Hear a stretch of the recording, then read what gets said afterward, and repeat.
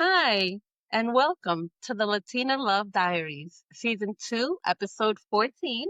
I'm your host, Carolina, and today I have S. Salazar, an author, with us joining the show today. Thank you so much for joining us. Very excited to have you. I'm very excited to be here and to talk more about these super powerful topics that you're bringing to listeners and to be part of this. So thank you. Absolutely, absolutely.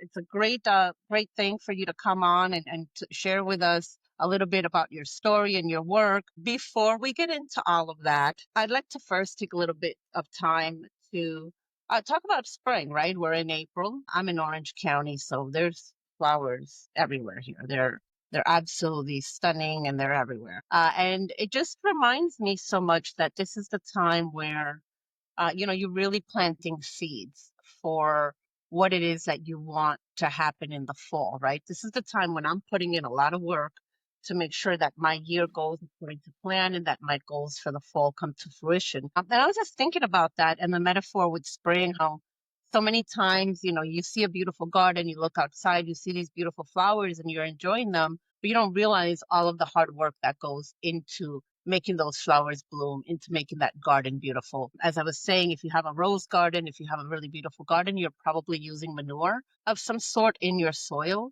And that literally means you're sifting through shit. You're in the shit to make your garden beautiful. And that I think is a deep metaphor for life.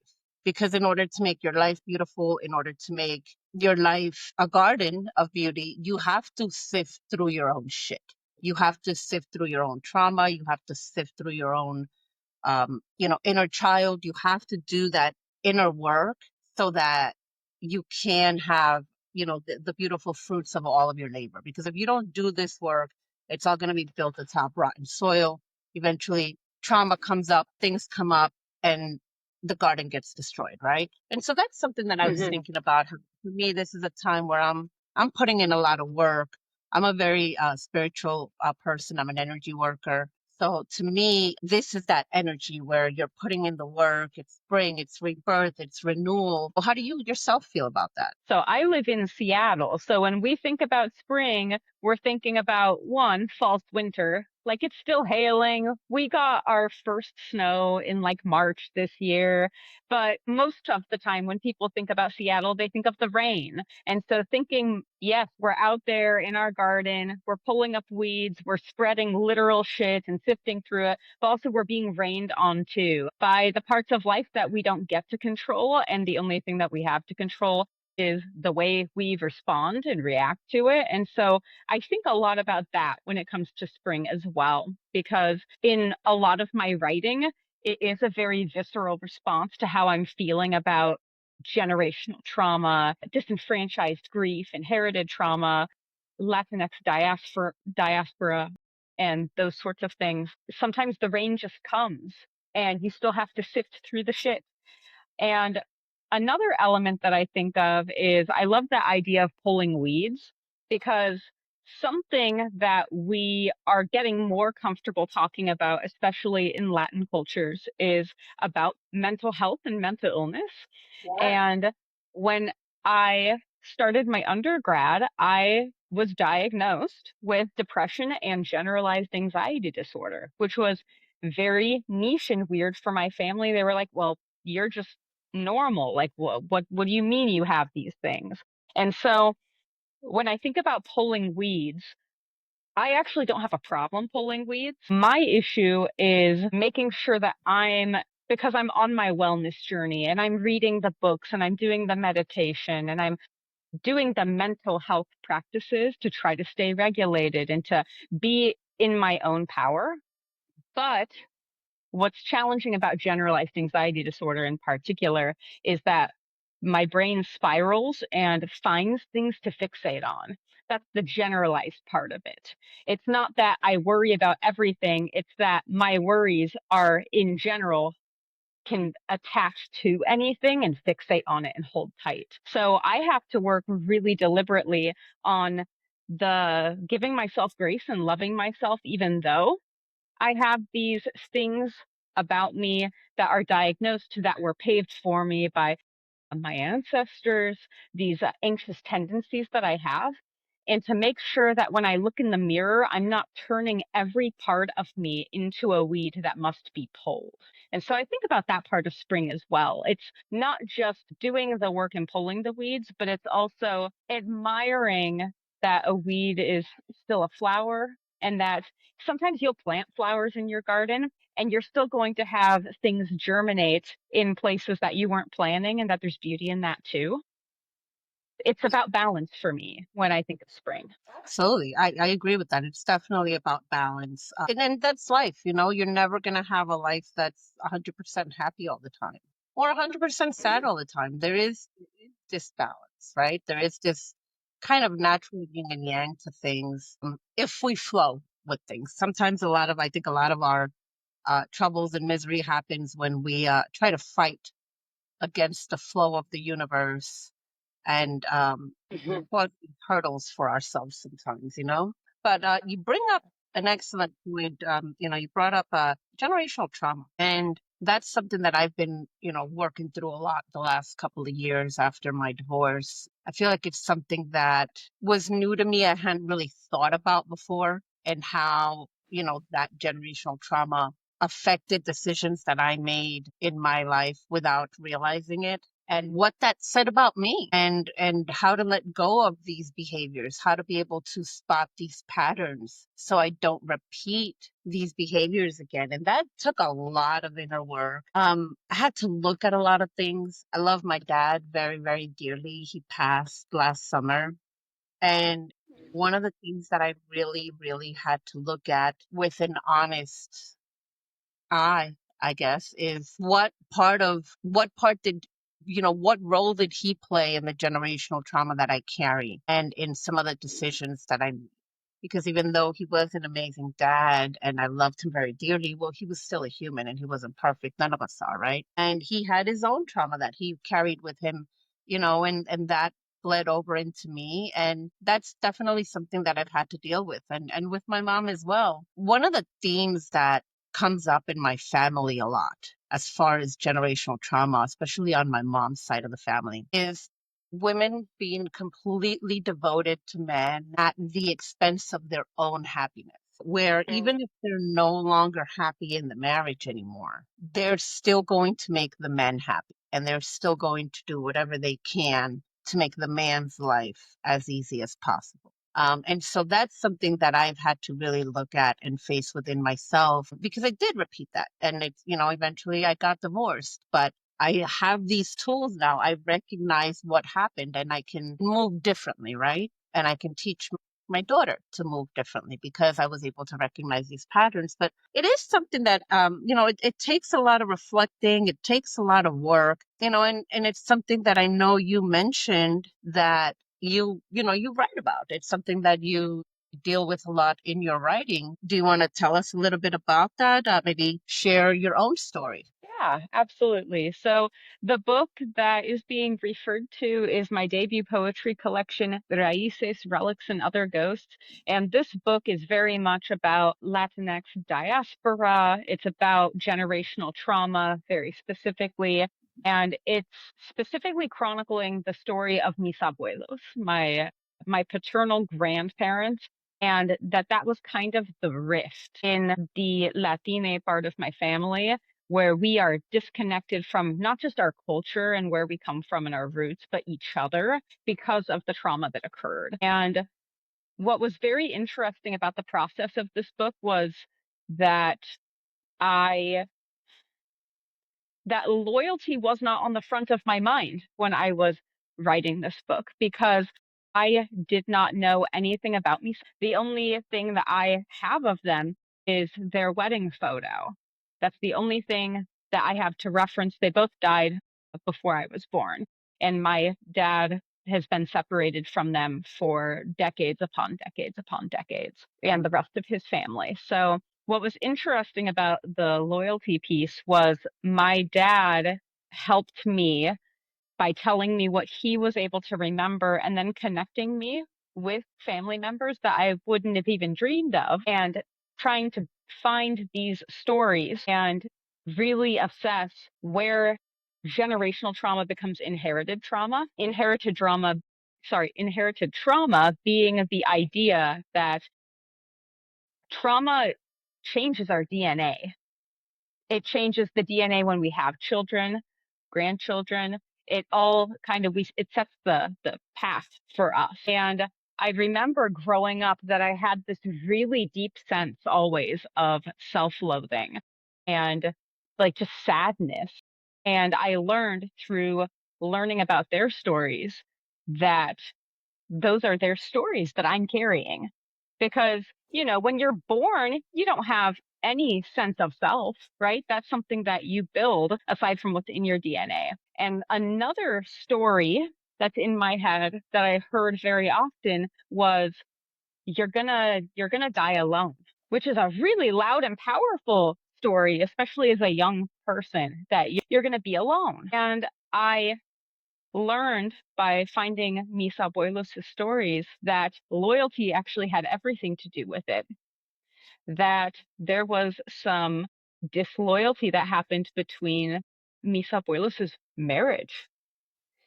And Yeah. not only that, but there was disloyalty to being the best parent that you can for your family, and addiction came into play. And then physical, like leaving a household, leaving your children behind. And what that had to do to my abuela, I can't even fathom the strength that she had. But also, she held on so long to the idea of mi abuelo that, once addiction comes into play, they aren't them anymore until they make the choice to combat the addiction, right? But he didn't. And so she carried that wound with her. So that is a piece of loyalty that I really learned about, is that loyalty is sometimes very much only on one side, and that's really painful. And part of the healing that I've had to do as I have navigated through my 20s and my 30s, and I have found myself in situations where disloyalty had occurred, is having the strength and the courage to pick myself, to choose to not fawn when I'm being gaslit about something, being gaslit about cheating, and to quiet the voice in my head that says you're not good enough and you're going to die alone. That voice that isn't mine. Because if I don't believe that I'm enough inherently, then you know, who's going to want to pick me back? And how can I give to somebody and have them give back as well? So when I think about my future daughters, because I don't have any yet, I think about how I would tell her to never shrink herself, to never fawn. If you have a feeling in your gut that you're being made to feel stupid, that you're being made to feel unsafe and crazy and not worthy, then you have to choose yourself. And that's something that I'm hoping that I'm paving that path forward to break that chain.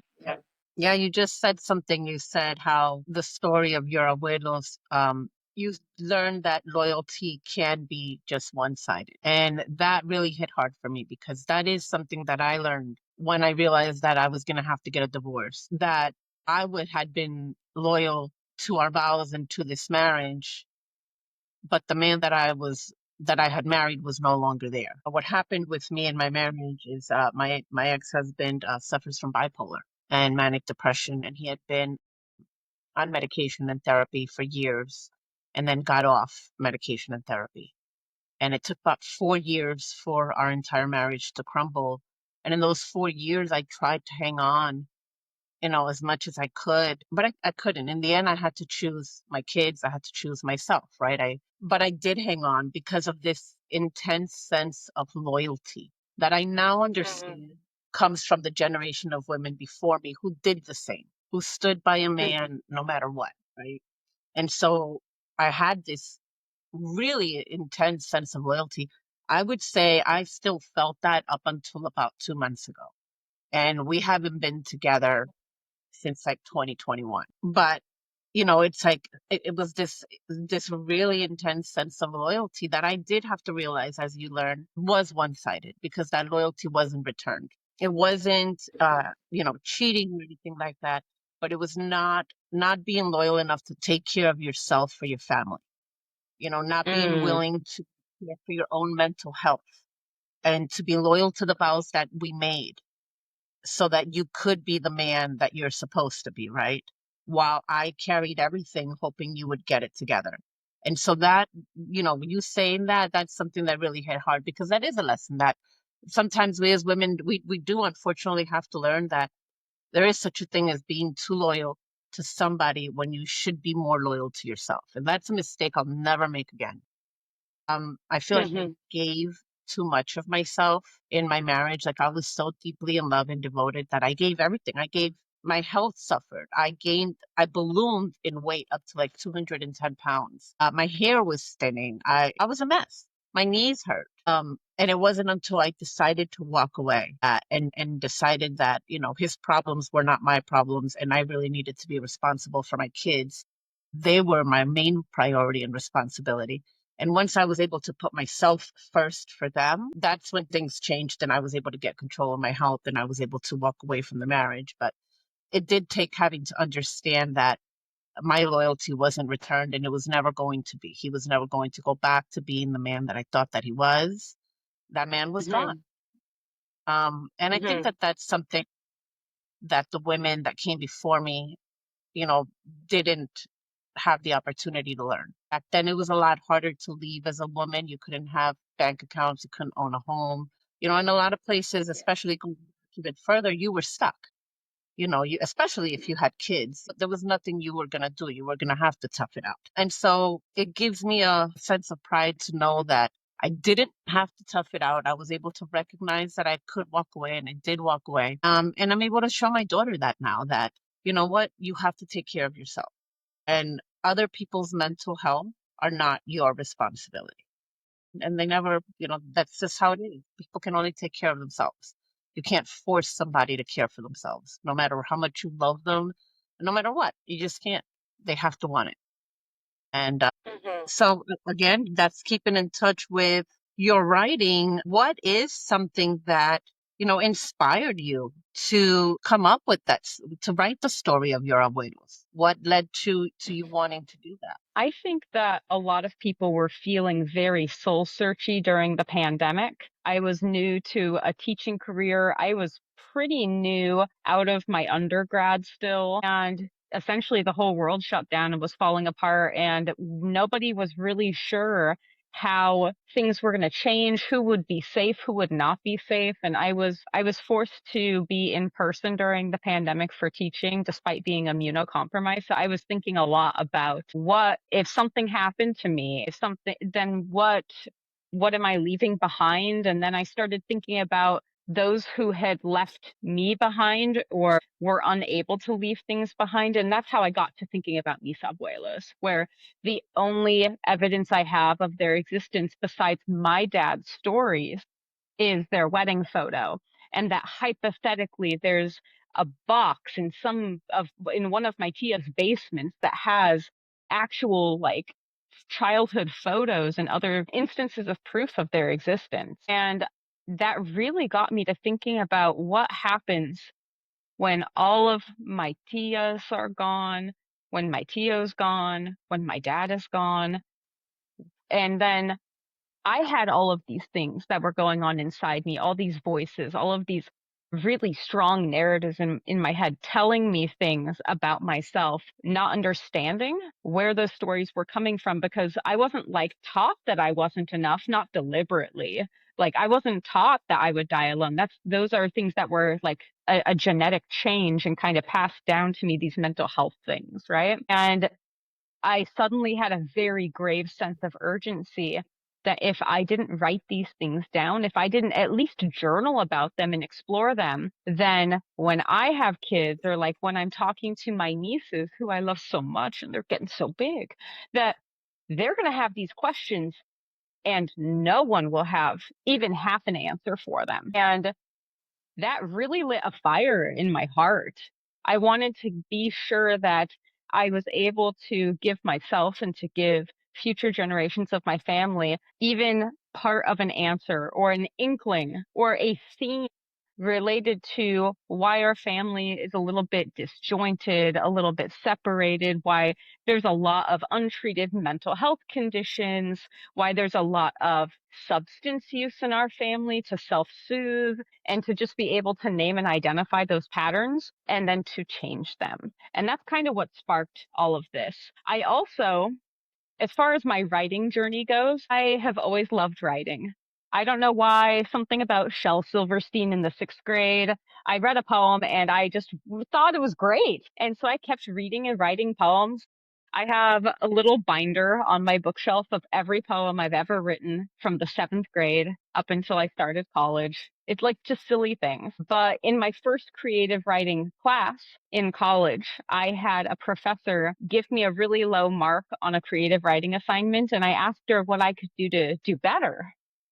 And she told me that I didn't have the natural gift to be a real writer and that those who can't write should teach. And I was impressionable, not diagnosed with mental health conditions, generation college student, and my whole world was shattered. I was like, wow, the thing I really want to do, I will never be good enough to do it. So then I went and became a teacher. But as I got older and as I went to more therapy and as I did more of my own healing work, I realized how much of a clue that was that I responded that way to abandon and to give up something that I loved and had loved for years because someone told me that I wasn't good enough. And I went, this is a symptom of something that I'm dealing with. And I actually hate that I'm not writing. It makes me feel bad. It makes me depressed. I miss doing this thing. So I started writing this book. I read every poetry collection by any contemporary author that I could get my hands on, any book that I could get my hands on. And I read and I did imitation poems and I studied and I started reading poems in Spanish and I started trying to teach myself a little bit of Spanish because my dad doesn't know any. He didn't teach anything to me. I sound very clunky when I speak. I might be able to hold a conversation with a 3-year-old if the 3-year-old was a really slow speaker. I became a student again, not just a teacher, but I became a student and I ended up publishing this first book with Kelsey Books, this book that I held up earlier, debut collection of poems available on bookshop.org, available on Amazon, available at my link tree on my Instagram. But I felt like I wanted to learn more and I really wanted to stick it to that professor who told me that I would never be a professional writer. So my way to get my MFA in poetry. I saved up, I worked a full-time job and a part-time job, and I really, really took the time to study it. And I learned so much, and I'm hoping that a second collection of poems here will come out in the next year or two. I'm still sending it out. And what has been really powerful about my writing journey and this first generation college student journey and this diaspora journey is that I have learned more than ever that being playful, being present, and just doing the work, but not being hard on ourselves when the work doesn't work out is the most cathartic and special thing. And I would not personally have had that without this particular journey of generational trauma, fawning, giving things up, realizing that I'm actually really gritty. And I can't believe I let someone tell me that I wasn't going to do the thing that I loved and then going and doing it even harder. That's part of my path. And I'm really grateful that I've gotten to do it, even though I did it out of order. That's my way, I think, is a little bit out of order. Yeah, I love that. And I know you mentioned in our previous talk that your second piece, your second book that is coming out deals with the topic of women leaving relationships. Is that right? Yes, my debut collection is much more about relationships with folks and a heritage that I wasn't taught and like learning to accept that loss and make something out of it. But this second collection of poems is leaning a lot harder into the generational trauma and the mental illness and how when we are natured or nurtured to abandon ourselves to appease other people or to find the love of our lives. And like the relationship status is the goal, as opposed to finding a relationship that best helps us grow or help them grow too. My Yeah. second collection is a lot more about that. And I had been in an 8-year relationship where the guy did not know what he wanted. And every year I'd be like, "Hey, so like what are we doing?" "I don't know." And so after 8 years, and it took me 8 years to find the courage to say, "So I'm telling you what I'm doing. And what I'm doing is I'm going to go be me for a while. And you get to be you for the rest of your life without me." And it sucks because you were like my best friend, my roommate, and all these other things. But also, I got to start my life all over again, a new state. I moved states. I changed careers. I started graduate school after that time. I did all of those things. I didn't know anybody when I moved out here towards the Seattle area. I didn't know anybody except my mom's folks. So when it comes to separating, I think it's really important to have at least one core person. And they don't even have to be going through what you're going through. They could be completely the opposite of everything you're doing. But somebody that is like okay, and somebody that can like help be calm while you're going through it internally, that was really helpful for me. Yeah, I love that. I love what you said. You were able to walk away from that and have you started a new career. You moved states. I think so many times we need that move. I've done it twice in my life. I grew up in New York City and I moved to Texas when I had my son because I wanted him to grow up, with more space. And then once I got the divorce and things got a little crazy with my ex, and I really started thinking that maybe our safety was in question.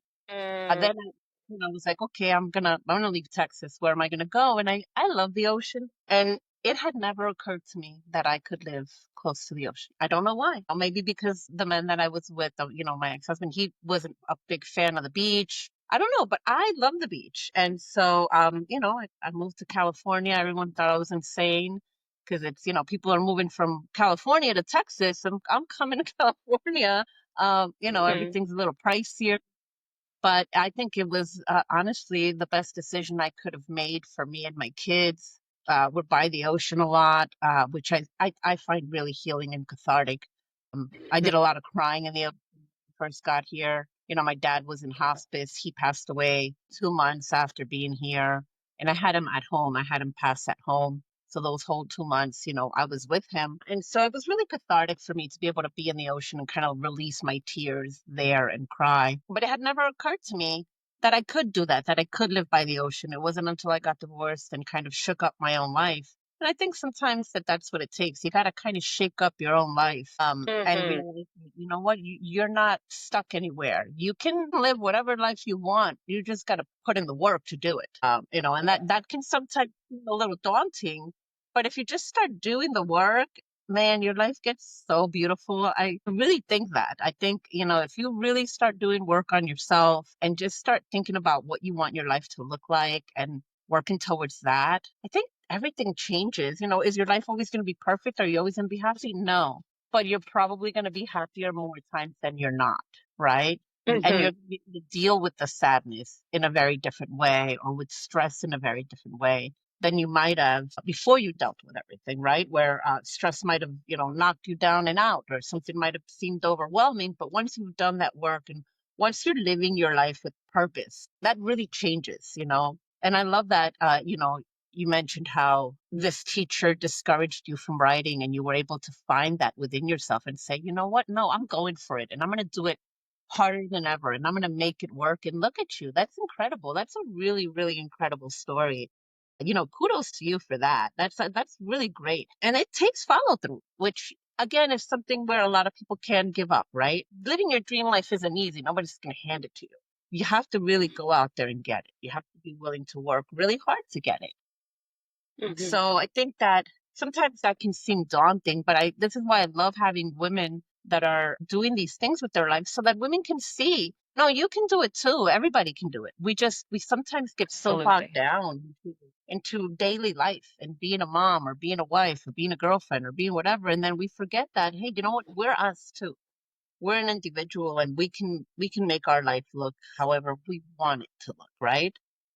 So thank you so much for sharing that. I look forward to reading that second book. That sounds really interesting. And we'll probably definitely have you back when that happens, just because it does tie in with a lot of the topics that we're discussing here. We are trying to help women. The whole purpose of me starting this podcast and sharing my story is because I want to reach out to women that might be in the same situation I was in. I Hmm. was unhappy in my marriage. Things had become abusive. My family really liked him, so I didn't tell anybody because, you have that shame and you have that, like, you don't want your family to hate the other person. And so I kept things quiet a lot and I suffered in silence trying to juggle everything and fix everything myself. And, I couldn't. At the end of the day, I couldn't. Like I said, I had to choose me and I had to choose, my kids. But it seemed so scary and daunting in the beginning. Like, how could I do this? And I remember howling in pain. But you know what? I did it step by step, day by day. I did it. And I want any woman that's in that situation that doesn't understand how to get out or how to start to make a plan, that it is feasible. You can do it. You can always, there are so many resources that you can reach out to for help, and there are other women out there who have done it, and you can look at their stories for inspiration, and you can see so many women. And that's one of the things I'm really loving about social media, which it's not something I say often, but is, my feed is a lot of women living their best lives. Like, my feed is a lot of women who are working through trauma, maybe got divorced or, lost a husband, whatever it was, however it came to be, they're at a phase in life where they're starting over and they're doing these incredibly amazing things. They're following their dreams. A lot of them are opening businesses. They're going back to school, chasing dreams that otherwise before seemed impossible to them, but now they're going for it. And so I love to see that. And I want to provide a platform where women can come and share those stories for other women so that they can be inspired, because it is inspiring. I myself am so inspired by your story. I write. I've been writing for a long time. I have a project in the works now, but I also let somebody convince me that why bother writing? You're never going to make it. It's not even worth your time. Don't even worry about it because it's too hard and it's not. Just go to school and try to become a lawyer or something. As if being a lawyer is not also hard. Everything's hard. Yeah, everything's hard unless you let AI do it for you, which we're not about that. No, we are not about. So, it's just something that I've been chasing for the last 2 years. And really, it's really great to meet other women that are, doing the same thing and to hear your story of how you went forward and you got your book published. And I love that. It's very inspiring. So thank you so much for sharing that with us. Is there anything else that you want to share about maybe starting over or being a Latina that is, the first in the generation to finish with that degree, or whatever it is that you want to share about your story, or anything else you want our listeners to know? I think that when you are starting over, it's helpful to find some sort of pillar. And this is going to depend on, are you having to start over while you have kids? Are you having to start over where you lost all of your material possessions in a divorce, but maybe there weren't kids involved, or what the economy is doing, or who's running the country? There's a lot of different variables, but I think that having a pillar of some sort is going to be the thing that allows you to gain the courage to explore and to start finding yourself again. And for me, this most recent time, my pillar was my grandparents and having, a soft place to land as far as a living situation goes and as far as just kindness goes. So once I had the place to live, I was able to, find my next career move, which means that I get to be self-sufficient, which means I get to choose where to financially allot to explore and figure out the things that I want to do and where I can be playful and what needs to wait. If you have kids, perhaps making sure that your pillar makes sure that your children are taken care of, and whether that means you staying home with them and having someone that can watch them while you go out and do little soul searching things, or you find soul searching things that you can do inside, like journaling, paint by numbers, yoga, meditation, tarot cards, Zoom book clubs, anything like that. You can do that stuff indoors too. You don't have to go out. But if you have the ability to have one of your pillars be someone that can help with childcare, that could allow you to go and like form some more female friendships or some brand new ones. It could help with just feeling really confident when you go out and try to meet new people. Also helps with the self-sufficiency piece if you are able to get a part-time job or a full-time job. That feeling that you are independent financially is a huge part of, I think, breaking that whole being loyal to a man, because traditionally women were loyal to men because they were financially the provider. And what were you going to do? You couldn't open your own bank account. You couldn't buy your own home.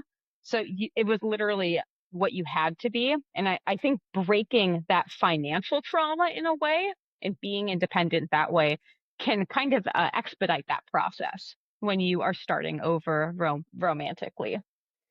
When it comes to being a first generation college student, especially if you are the only person that looks the way you do, you're the only person with the last name that you have, and you very much know that everyone around you has a way different experience within education and privilege than you do. My advice for you is to prove them wrong.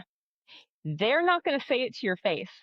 They might not say it on your papers like mine did, but just know that everybody has assumptions about the way that you are. They probably assume how you came from, where you came from, the languages you speak, your ethnicity, your socioeconomic status. People always make assumptions about you, and just prove them wrong. Don't let anybody tell you what you can and can't do. You get to determine that. So that's my bit about that. When it comes to writing or any sort of creative expression, my advice is to just really play. When you approach the blank page, the blank canvas, whatever you're doing creatively, don't be concerned about how it's going to turn out. Let your emotions come forward, have them bared in your hands, and just see where it's going to go. Some of my best poems are the ones that just rushed out of me because intuitively I knew what I I knew what I needed to say, and I just played and played and played with how it looked on the page and where the line breaks of a poem were, until like I had fun playing with it. I wasn't concerned about, well, what will the readers think? Because your best work doesn't come out that way. Later, if you are wanting to publish a book or if you're wanting to curate an art gallery or whatever, you do want to think of your audience and how they can perceive it. Because once you release art into the world, it's not yours anymore. It's all up to the reader and how they interpret. But as far as getting things on the page, self-expression is what heals us. It's what nourishes our inner child. And it is, I think, the greatest gift, honestly, that we can give to our ancestors, because out of necessity, most of our ancestors could not play. They did not have the capacity, and because of loyalty, they did not have the opportunity. And so the best thing we can do is to create in any capacity that we have, whether it's writing a collection of poems, whether it's, playing with watercolors, coloring with crayons with our kids. Any way we can be playful is the best way we can honor our ancestors. So be playful. Don't worry what anyone else thinks of it. Just get it out of you, because Yeah. that's how we get to honor our ancestors and ourselves. I love that. I love that. Thank you so much for sharing that with us. I think you're absolutely right. Art, whatever form it takes, is really one of the greatest gifts that we can leave for our children, for the people that come after us. It's something that stands the test of time. We're still looking at Michelangelo's pieces. We're still, looking at, the Parthenon. We're still looking at these ancient pieces of art and admiring them. So I do agree with that. Art in any form is, I think, crucial to human development. Yeah. I love that. Thank you so much for being on the show. Again, we look forward to having you on in the future once you have that second book published. And I'll be reaching out so we can connect more and see how to build this community of women helping women. I really appreciate you being with us today. And thank you to our listeners too, from the fire escape to the Pacific. I'll see you guys in the sun. Bye. Thank you, everyone.